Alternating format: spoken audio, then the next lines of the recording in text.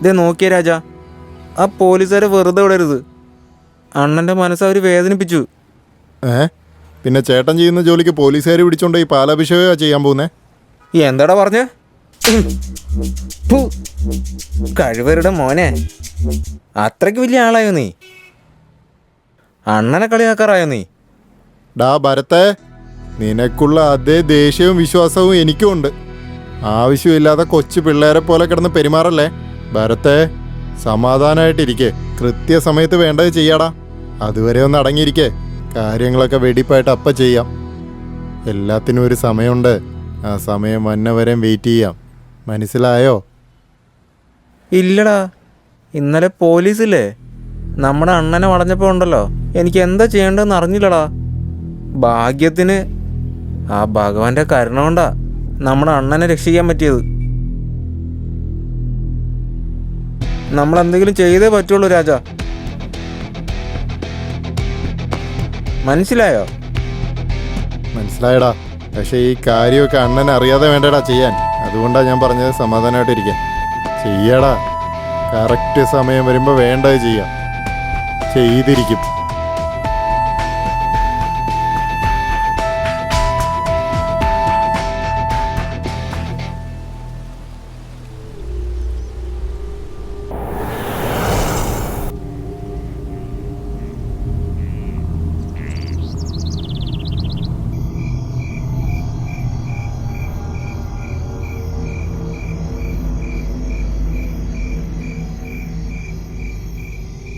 അണ്ണാ, ആ പോലീസുകാരെ വെറുതെ വിടരുതണ്ണാ.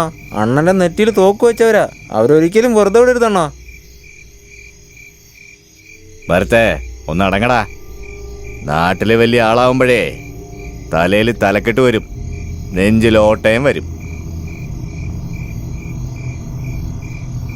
ഒന്നടങ്ങ്, എല്ലാം തീർക്കാം. അതിനുള്ള നേരം എന്തായാലും ഒത്തുവരും. മലർന്ന് കിടന്ന് തുപ്പിയാലേ അത് നമ്മുടെ മുഖത്ത് തന്നെ വീഴും. അതല്ല അണ്ണാ, പുറത്തുനിന്ന് ആളിറക്കി നമുക്ക് പണിയാണ്ണാ. അപ്പോഴേ നമ്മൾ ആരാന്ന് അവർക്ക് അറിയുള്ളൂ അണ്ണാ. അപ്പോഴേ അവർക്ക് പേടി വരുള്ളൂ. ശംഖ് നമ്മുടെ കയ്യിലാ ഉള്ളേ. സമയം വരും, അപ്പൊ നീ തന്നെ എടുത്ത് ഊതിക്കോ.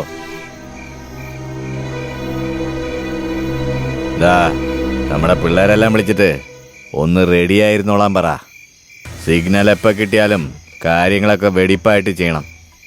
നമ്മളാണോ പോലീസുകാരാണോ കാത്തിരുന്ന് കാണാം.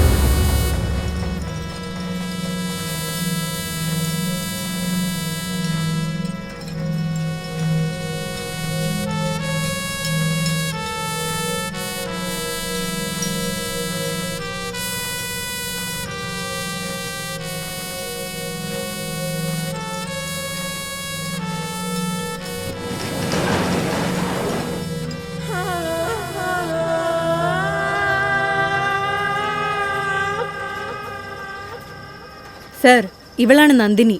എൻ്റെ ചില കേസുകൾ ഇവളെ വെച്ച് ഞാൻ സീക്രട്ടായി അന്വേഷിച്ചിട്ടുണ്ട്. അതുമാത്രമല്ല, എല്ലാ ആണുങ്ങളെയും വശത്താക്കാൻ ഇവളൊരു പ്രത്യേകം മിടിക്കുക. ഈ കാര്യത്തിലും നമുക്ക് ഇവളെ വെച്ചൊന്ന് അന്വേഷിച്ച് നോക്കിയാലോ? കുഴപ്പമൊന്നുമില്ലാതെ ജോലിയെല്ലാം തീർക്കില്ല മോളെ. സർ, ആളെ മാത്രം കാണിച്ചു തന്നാൽ മതി. ചൂണ്ട റെഡിയാണ്. നീ ചൂണ്ടയിടോ വലയിടോ എന്നൊന്നും എനിക്കറിയേണ്ട കാര്യമില്ല. കാര്യം കൃത്യമായി നടന്നാൽ മതി. ഒരു കാര്യം നീ ഓർത്തോ, നീ പിടിക്കാൻ പോകുന്നത് നത്തോലീനിയല്ല, സ്രാവ.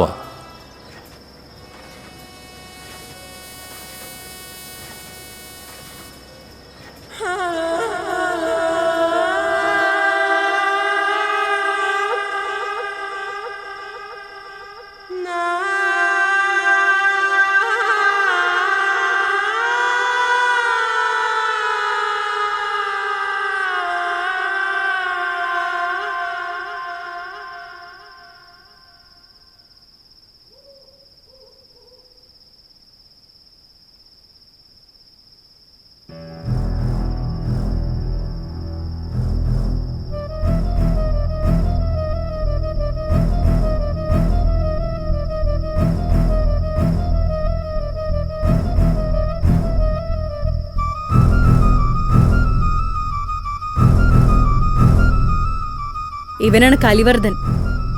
ഭരതാ വണ്ടി ഇടറാ. ശരി അണ്ണ.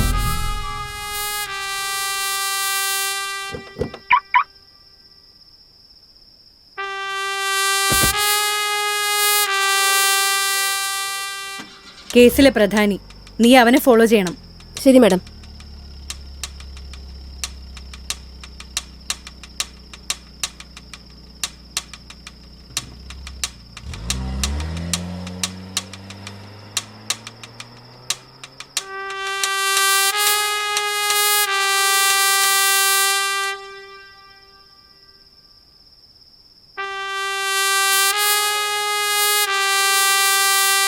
ഹലോ, ഇവിടെ റൂം ബുക്ക് ചെയ്തിരുന്നു. കീ തരോ?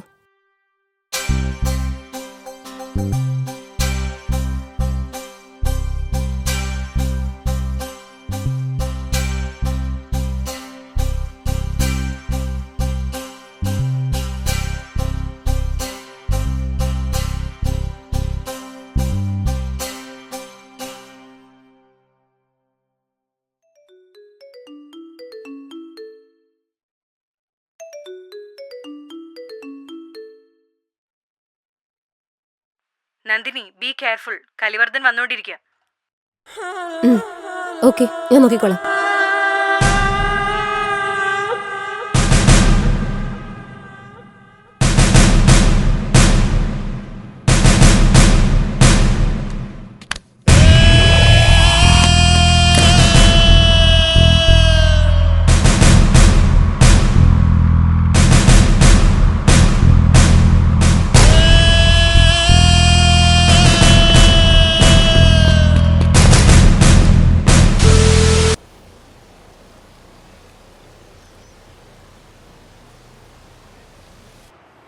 കേരളത്തിന്റെ പല ഭാഗത്തു നിന്നും വളരെ പ്രസിദ്ധമായിട്ടുള്ള പരമ്പരാഗതമായ വിലയേറിയ വിഗ്രഹങ്ങൾ ഈ അടുത്ത കാലം മുതൽ മോഷ്ടിക്കപ്പെട്ടുകൊണ്ടിരിക്കുകയാണ്.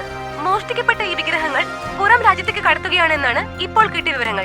ഇതുപോലെ മോഷ്ടിക്കപ്പെട്ട വിഗ്രഹങ്ങൾക്ക് പുറകെ ഒരു അന്വേഷണം ഉണ്ടായിട്ടില്ല എന്നതാണ് മറ്റൊരു കാര്യം. അധികാരികളുടെ ഈ ഒരു അനാസ്ഥയിൽ ജനങ്ങൾ വളരെ രോഷാകുലരാണ്. നാടിന്റെ പല ഭാഗത്തു നിന്നും പ്രതിഷേധം ശക്തമായി ഉയർന്നു വരുന്നുണ്ട്. എന്നിട്ടും ഈ ഒരു പ്രശ്നത്തിന് ഇതുവരെയും ഒരു നടപടിയും എടുത്തിട്ടില്ല. ITV ചാനലിന് വേണ്ടി റിപ്പോർട്ടർ നിഷ. എന്താ മാണിക്കവേൽ, നിങ്ങളോടുള്ള വിശ്വാസം കൊണ്ടല്ലേ CBIക്ക് പോകേണ്ട ഒരു കേസ് നിങ്ങളെ ഏൽപ്പിച്ചത്? എന്നിട്ടതെന്തായി? സാർ, നമ്മൾ അടുത്തെത്തി കഴിഞ്ഞു. ഇനി അവനെ ഒന്ന് ലോക്ക് ചെയ്താൽ മാത്രം മതി. കുറച്ച് സമയം കൊടുത്താ. അതിനുശേഷം കലിവർദ്ധന് അവസാനം വരെ കലികാല.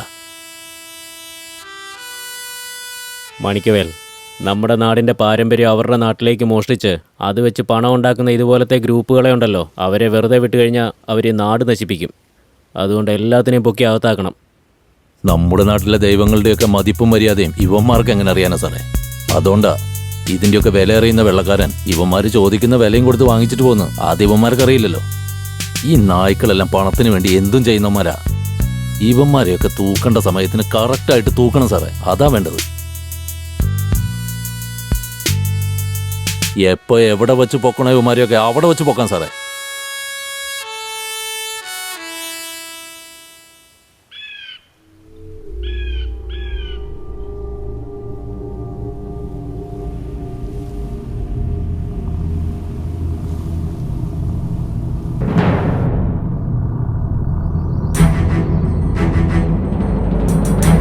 ഇവളുമാരെയൊക്കെ വിശ്വസിച്ചത് നമ്മുടെ തെറ്റായിപ്പോയി.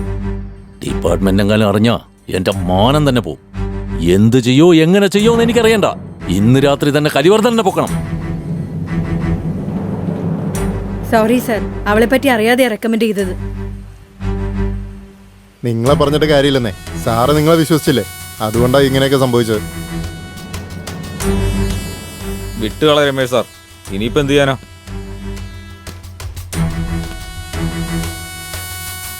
ഇവരുടെയൊക്കെ പുറകെ പോയത് തെറ്റാണെന്ന് ഇപ്പൊ മനസ്സിലായി. ഇവനൊക്കെ വേറെ പണിയാ വേണ്ടത്. ഞാൻ അന്നേ പറഞ്ഞില്ലേ പിടിക്കാൻ പോകുന്ന സ്രാവിനെയാണെന്ന്.